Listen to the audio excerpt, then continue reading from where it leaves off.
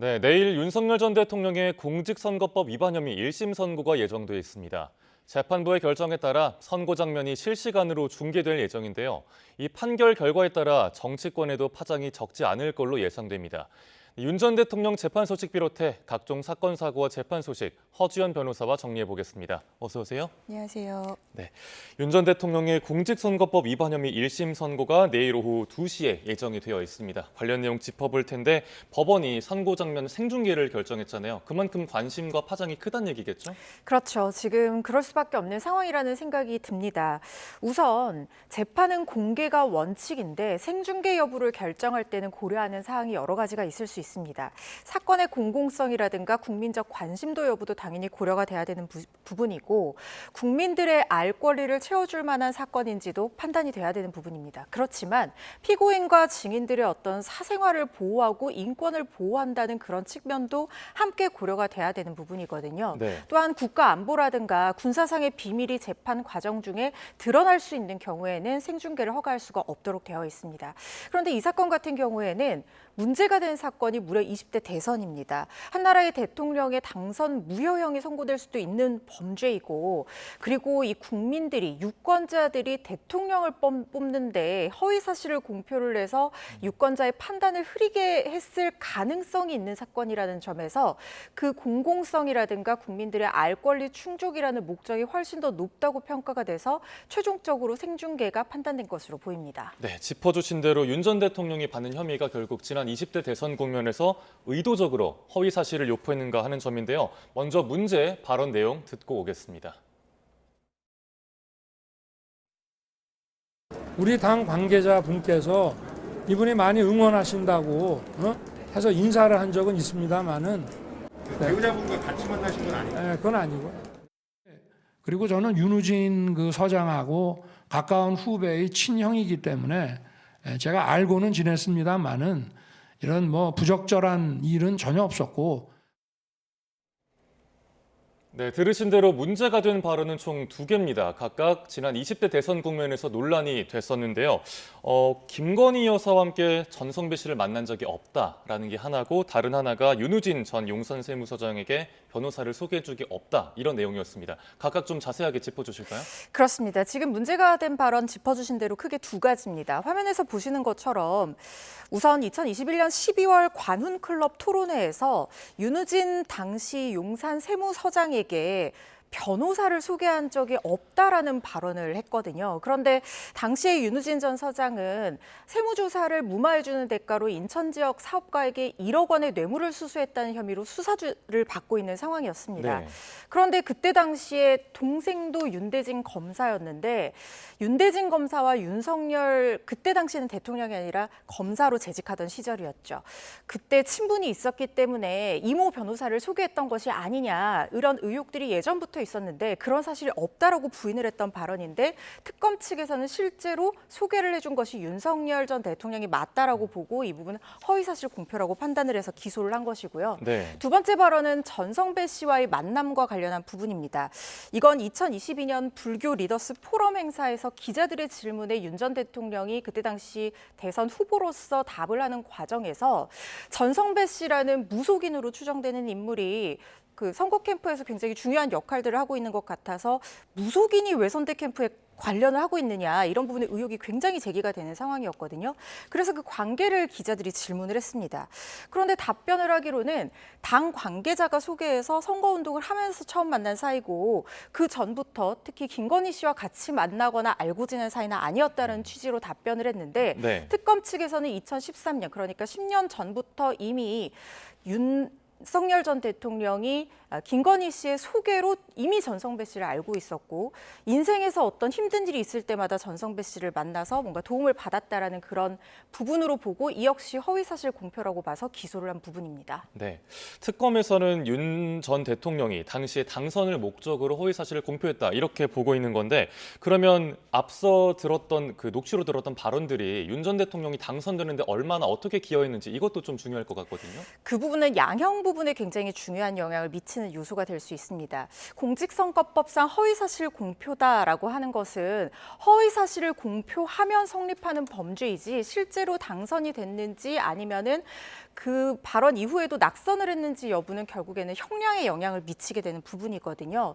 그런데 윤 전 대통령이 본인 스스로도 자인하듯이 그때 당시에 각종 김건희 씨의 도이치모터스 주가 조작 관련한 혐의라든가 아니면 김만배와 신학린과의 관계성 보도라든가 이런 것들로 대선 후보로서 굉장히 어려움에 처해서 각종 집중 포화를 받고 있던 상황이었습니다. 그런데 이런 상황에서 검사가 변호사를 사건 관계인에게 소개했다라는 것은 변호사법 위반이 될 수 있는 부분이고 특히 또 전성배 씨를 예전부터 알고 있었다라고 하는 것은 무속 정치를 하는 것이 아니냐 이런 의혹이 제기가 돼서 이 부분이 사실은 당선에 좀 중요한 영향을 미칠 수 있는 또 하나의 요소로 작용할 수 있는 부분이었거든요. 그래서 특검 측에서는 허위 사실을 공표할 만한 동기는 충분한 상황이었다라고 판단을 하고 있는 것 같은데 네. 결국 이로 인해서 이 발언 때문에 당선됐다고 우리가 단정할 수는 없겠지만 어쨌든 당선이라는 결과로 이어졌기 때문에 이 부분은 낙선한 사례보다 양형 부분에서는 상당히 불리하게 작용할 수밖에 없습니다. 네. 윤 전 대통령은 당시 기억에 따라 답한 것이다라는 주장을 펼치고 있는데 결국 쟁점은 이게 의도성이 있냐 없냐잖아요. 어떻게 판단될까요? 그런데 모든 범죄자들은 자신의 고의를 부인할 수밖에 없습니다. 내가 그때는 기억이 나지 않는다 또는 그때 당시 질문에 답변하는 과정에서 그 취지를 제대로 이해하지 못하고 순간적으로 답변한 발언이다. 라고 얘기를 하면서 혐의 사실을 부인하고 있는 상황입니다. 그런데 특검 측에서 비교적 최근 공판에서 제시한 증거를 보면 네. 이 발언과 좀 배치되는 부분을 확인할 수 있는 내용들이 있습니다. 일단 윤우진 전 서장과 관련해서 살펴보면요. 윤우진 전 서장이 이남석 변호사를 소개받았던 그날 윤석열 대통령과 2번 통화를 합니다. 그리고 이남석 변호사가 윤우진 전 서장에게 보낸 문자 내용을 보면요. 서장님 이남석입니다. 윤석열 과장님 말씀 듣고 미리 연락 올립니다라는 그 물증이 확보가 되어 있는 상황으로 보이거든요. 거기다가 그 문자를 처음 이남석 변호사가 윤우진 서장에게 보낸 그날 만약에 소개해준 사람이 이들의 주장대로 윤대진 검사라고 하면 윤대진 검사와의 통화 내용이 있어야 되는데 네. 그 당일날 윤우진 전 서장의 차명폰으로 윤대진 검사와 통화한 기록이 있는 게 아니라 윤석열 전 대통령과 이남석 변호사와 총 6차례 문자 또는 통화를 주고받은 내용들이 확인이 되는 부분이거든요. 그렇다고 하면 윤석열 전 대통령이 변호사를 소개했을 가능성이 매우 높아지는 상황이다라는 생각이 듭니다. 또 전성배 씨와 관련한 발언을 보면은 2013년부터 계속해서 이 윤 전 대통령 부부와 전성배 씨가 인연을 이어온 걸 알고 있다는 주변 사람들의 증언들이 상당히 많은 것으로 보입니다. 2013년 윤 전 대통령이 그때 당시 국정원 댓글 수사 관련해서 징계를 받았을 때라든가 대구고검으로 좌천됐을 때라든가 국정농단 특검으로 일했을 때 또는 추미애 전 장관과 어떤 갈등을 일으켰을 때 또 검찰총장 그만두고 정치계 영입 제안을 받았을 때 모두 전성배 씨와의 만남이 있다고 그 시점까지 어느 정도 적시가 된 상황으로 보이거든요. 이런 부분에 대해서 본인은 부인한다라고 하더라도 실제로 김건희 씨와 함께 자주 만났다라는 주변 진술이라든가 그때의 어떤 증언들을 뒷받침해 줄 수 있는 물증 같은 것들이 확보가 되어 있는 상황이라면 유죄 판단이 날 가능성도 있어 보이는 상황입니다. 네. 이번 사건에서 특검이 징역 2년을 구형을 했는데 공직선거법에 따라서 벌금 100만 원 이상 형이 확정이 되면 당선이 취소가 되고 그러면 선거비용 보전액을 반환을 해야 하는데 이렇게 국민의힘이 만약에 대법에서 확정됐을 때 반환해야 하는 돈이 거의 400억에 이른다고요? 그렇습니다. 사실 국민의힘의 재산이 제가 얼마나 있는지는 정확히 파악하기 힘듭니다만 이게 400억 가까운 돈을 선거 비용으로 반환한다는 것이 만만한 일이 아닙니다. 네. 정말 엄청난 거금이라고 할 수 있는데요. 선거 범죄로 당선 무효형이 선고가 되는 경우에는 국가가 지원한 선거 보전 비용을 반환하도록 공직선거법에 되어 있기 때문에 이게 아직까지는 1심이긴 합니다만 대법원으로 가서 최종적으로 당선 무효형, 그러니까 100만 원 이상의 형이 확정이 된다라고 한다면 국민의힘으로서도 상당한 난관에 처할 가능성이 높다는 생각이 듭니다. 당사라든가 보관하고 있는 당비라든가 이런 국민의힘이 보유하고 있는 재산을 통해서 결국에는 보전을 해야 될 수밖에 없는 상황에 맞닥뜨릴 가능성도 있습니다. 예, 내일 오후 2시 윤 전 대통령의 1심 선고 어떤 결과 나올지 저희 계속해서 중계해드리도록 하겠습니다. 이제 주제를 바꿔서 김건희 씨 관련 내용 짚어보겠습니다. 원래는 24일, 그러니까 그저께 예정이 선고가 되어 있었는데 대법원이 판결기일을 변경하고 추후 지정을 했습니다. 그런데 이게 처음이 아니고 한 번 미뤄졌다가 다시 두 번째로 또 미뤄진 거잖아요. 이런 일이 흔치는 않죠. 상당히 이례적인 상황이죠. 특히 선고기일 직전에 변경을 한다는 것도 이례적이고, 물론 사실심에서 갑자기 뭐 형사재판 같은 경우에 피해자와의 합의문이 들어온다든가 이럴 때는 양형 부분을 고려하기 위해서 선고기일이 연기되는 사례는 있습니다. 그렇지만 대법원에서 이런 국민적인 관심을 모으는 판결의 선고기일을 그 전날에 연기를 한다는 것은 상당히 이례적인 상황이라고 볼 수 있고요.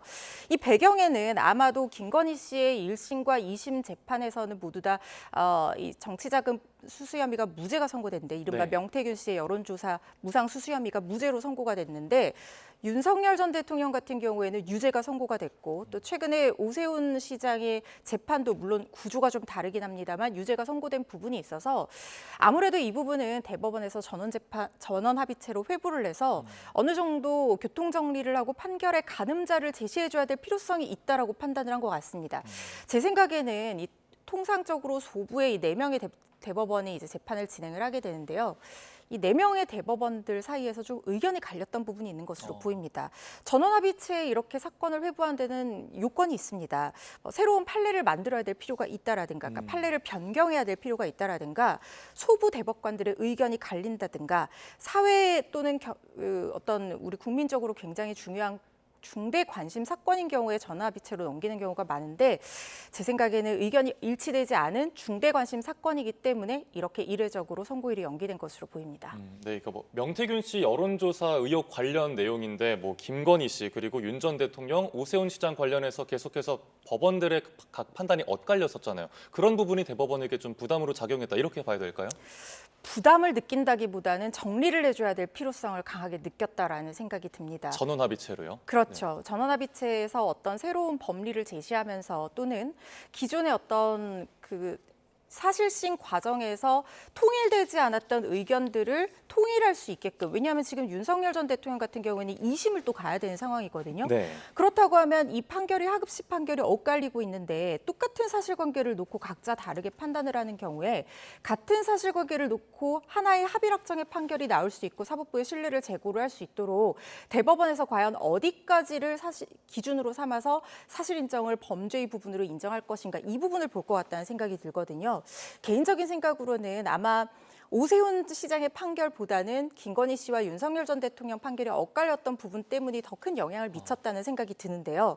가장 중요한 것은 이 여론조사를 직접 의뢰했다는 부분들이 없거든요. 그러니까 어떤 뿌리기 영업 방식으로 윤 전 대통령 부부만을 위해서 이 여론조사가 진행된 것이 아니다라는 이유로 김건희 씨에는 무죄가 선고가 됐는데, 반대로 똑같은 사실관계를 놓고 윤석열 전 대통령 재판에서는 부부를 공동정범으로 봐서 사실상의 묵시적인 합의나 인정이 있었다라고 봤던 부분이 있거든요. 그렇다고 하면 여론조사가 무상으로 제공되는 것이 재산상 이익으로 평가될 수 있는가, 그리고 나아가서 과연 계약서나 직접적인 지시 없는 이러한 여론조사의 묵시적 청탁 부분이 과연 어떤 것을 기준으로 묵시적 합의가 있었다고 볼 여지가 있는 것인지에 대한 법리를 제시해 줄 가능성이 높다는 생각이 듭니다. 김건희 씨 사건 1심 그 통일교 금품 수수 의혹 관련해서는 일부만 유죄로 인정이 돼서 1심에서는 징역 1년 8개월이 나왔었고요. 그런데 항소심은 거기에서 좀 더 늘어나서 징역 4년에 벌금 5천만 원이 선고가 됐었습니다. 그러면 대법원에서 전원합의체 회부돼서 합의를 하면 어떤 결과 나올 거라고 전망하세요? 결과 예측은 조금 조심스러운 부분이 있습니다. 대법관들 사이에서도 의견이 갈리기 때문에, 또는 굉장히 중요한 사건이기 때문에 전원합의체에 회부가 되는 상당히 이례적인 결정이 내려온 만큼 이 법리에서 어느 정도 한쪽에 무게가 실린다라고 판단하기는 상당히 어려운 상황입니다. 그렇지만 통일교 의혹이라든가 주가 조작 관련한 부분에 있어서는 아주 큰 쟁점이 되기는 좀 어려운 상황이라는 생각이 듭니다. 왜냐하면 대법원에서는 결국에는 사실관계를 다시 확정하는 것이 아니라 법리 적용의 어떤 기준점, 그리고 법리 부분에 오인이 없는지, 법령 적용에 오인이나 잘못이 없는지, 이런 부분들을 판단을 하는 부분이기 때문에 지금 여론조사 관련한 혐의로 윤 전 대통령과 김건희 씨의 재판에서 분명하게 결이 갈리는 판단이 나온 만큼 그 부분에 대한 판시에 집중될 거라는 생각이 들고요. 만약에 법리를 바꾸거나 내용을 바꾸게 된다고 하면 일부 파기환송될 가능성도 있어 보입니다. 네.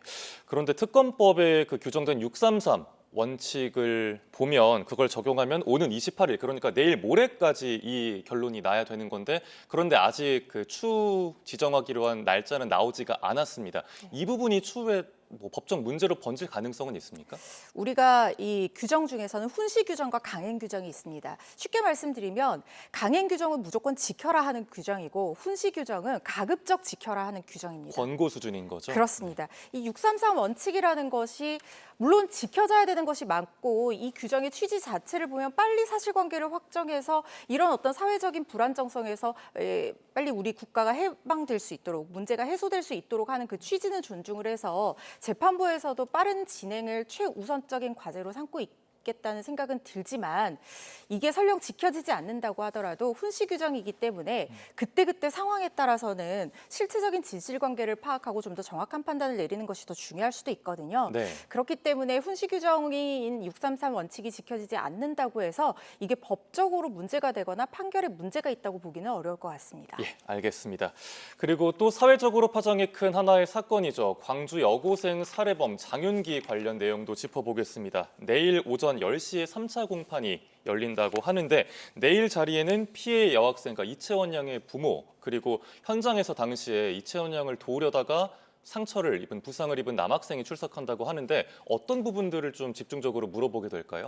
우선 중요한 것은 남학생 역시 피해자입니다. 그리고 그때 당시 장윤기가 피해 여고생을 살해하는 현장에 있었던 굉장히 중요한 증인이기도 합니다. 그렇기 때문에 사건 당시에 이 상황을 재구성하는 차원에서 이 피해자이자 증인인 이 남자 고등학생을 증인으로 불러서 다시 한번 사실관계를 확인하고 장윤기가 조사 과정에서 했던 응답 내용과 비교 대조함으로써 장윤기 진술의 신빙성이라든가 범행 당시의 사실관계 여부들을 다시 한번 확인하는 과정을 거칠 거라는 생각이 듭니다. 특히 지금 검찰의 보안 수사를 통해서 장윤기의 납치 목적에 굉장히 강력한 증거가 되었던 SUV 차량의 문이 열려 있었던 부분이 있고 실제로 이 여자 고등학생은 그 SUV 차량 앞에서 가해를 당해서 사망을 했고 그 현장에 이 남자 고등학생이 달려왔던 부분이거든요. 그렇기 때문에 이 SUV 차량의 문이 열려 있었는지 여부 등에 대해서도 질문이 나올 가능성이 있어 보입니다. 네. 원래 뭐 장윤기의 고등학교 동창 그리고 사회복무요원 시절의 동료가 증인으로 출석할 예정이었는데 뭐 대화록 그 지인과의 대화록 이게 증거로 받아들여지면서 증인 신문이 철회가 됐다고 하더라고요. 이건 어떻게 결정된 건가요? 사실은 이 지인과의 대화록 내용에 보면은 내가 여고생을 납치해서 어떻게 하고 싶다라는 그런 강간 목적의 어떤 문제들, 그런 성범죄와 관련한 범위를 입증할 수 있는 내용들이 담겨 있는 녹취록입니다. 그런데 이 부분은 사실 처음에는 장윤기가 증거를 부동의했을 가능성도 있어요. 그렇기 때문에 증인 신청이 됐을 거라고 생각을 하는데 그런데 지금 장윤기가 이 부분에 대해서 증거 동의하는 의사를 밝혔다라고 하거든요. 그러니까 내가 실제로 그런 말을 한 적이 있고 이 증거의 신빙성, 증거 능력 인정하겠다라고 동의를 하면 이건 그대로 증거로 쓸 수 있는 부분이 됩니다. 그런데 이걸 갑작스럽게 이 동의를 한 목적에는 저는 다른 계산이 깔려 있다라고 생각하는 부분이 있습니다. 지금 고등학교 동창이라든가 사회복무 시절 동료가 증인으로 나와서 사실상 장윤기의 어떤 발언 내용이라든가 평소 품행이나 성정에 대해서 증언할 가능성이 있어 보였는데 그때 당시부터 고등학교 때부터 어떤 성적인 그런 비뚤어진 왜곡된 의식을 가졌다라든가 범죄의 계획이 있었다라든가 이런 것들을 하나하나 샅샅이 증언을 하게 된다고 하면 장윤기에겐 상당히 불리하게 작용할 수밖에 없습니다. 그렇기 때문에 장윤기의 아버지가 고등학교 시절 쓰던 폰까지 다 불에 태웠다라는 얘기가 나왔거든요. 본인의 여죄가 될 수 있거나 본인에게 불리하게 판단될 수 있는 추가적인 우리가 몰랐던 증언들이 나올 가능성을 미리 차단하기 위해서 이 부분 그대로 증거로 인정을 하고 증인신문을 막은 것이라는 생각도 듭니다.